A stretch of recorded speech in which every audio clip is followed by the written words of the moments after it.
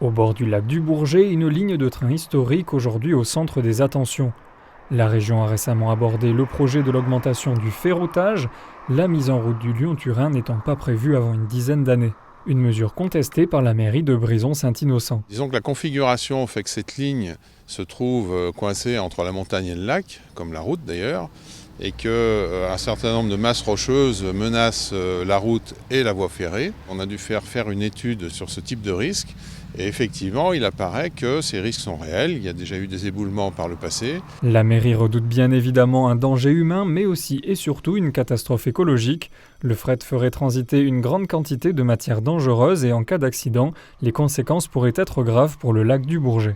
La route a été interdite aux matières dangereuses, aux poids lourds et aux matières dangereuses. Et en fait, on va retrouver ces poids lourds, ou en tous les cas leurs remorques, sur les trains au même endroit, quoi. Donc bien sûr qu'une masse de rochers suffisante pourrait tout à fait emmener un wagon dans le lac et faire qu'il y ait des diffusions de produits dangereux dans le lac, quoi. Il faut quand même savoir que l'essentiel de l'alimentation en eau de la ville d'Aix-les-Bains et des communes voisines se fait par le lac et qu'une pollution majeure dans le lac créerait un problème majeur pour cette raison-là, pour la faune, pour la flore, pour toutes les activités qui y sont associées, la pêche, le tourisme, etc., quoi. À cela viendrait aussi s'ajouter le problème des nuisances sonores.